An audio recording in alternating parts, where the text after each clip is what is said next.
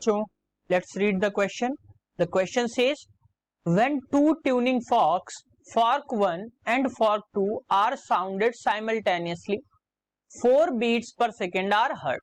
Now some tape is attached on the prong of fork 2. When the tuning forks are sounded again, 6 beats per second are heard. If frequency of fork 1 is 200 Hz, then what was the original frequency of fork 2?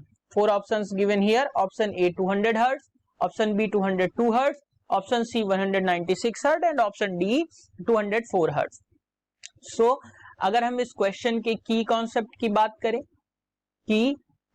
की बात करें तो यहाँ पे जो beats होती हैं, beats जो होती हैं वो याद रखिएगा, बीट्स इक्वल्स टू होता है डिफरेंस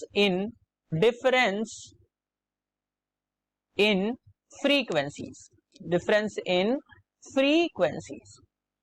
अब अगर हम इस क्वेश्चन के अकॉर्डिंग देखें तो क्वेश्चन कह रहा है दो ट्यूनिंग फॉर्क हैं आपके, फॉर्क 1 और फॉर्क 2, और जब इनको बजाया जाता है या जब इनसे साउंड प्रोड्यूस किया जाता है तो इन दोनों में हमें 4 बीट्स जो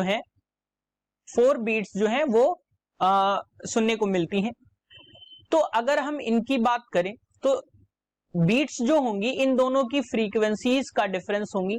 अब यहाँ पे फॉर्क 1 की जो फ्रीक्वेंसी है वो है 200 हर्ट्ज, यानी कि अगर हम F1 की फ्रीक्वेंसी देखें तो वो है 200 हर्ट्ज. तो F2 की फ्रीक्वेंसी जो हो सकती है, जो पॉसिबल फ्रीक्वेंसी है, वो होगी आपकी या तो 200 प्लस 4 या जो पॉसिबल है वो है 200 माइनस 4.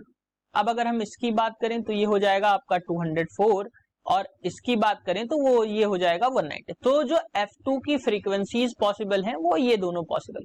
लेकिन अब क्या कह रहा है, अब हम आगे देखते हैं. जो दोनों ट्यूनिंग फॉर्क है उसमें फॉर्क 2 में हमने टेप जो है वो लगाया है और जब दोबारा हमने इसको साउंड किया है तो 6 बीट्स पर सेकेंड जो है हमें सुनने को मिली है. यानी कि जो बीट्स की वैल्यू है वो क्या हो रही है, इंक्रीज हो रही है टेप लगाने पे.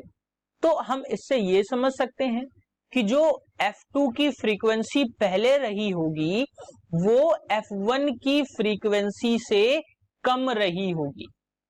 क्या होगा, जो F2 की फ्रीक्वेंसी है वो F1 की फ्रीक्वेंसी से कम रही होगी.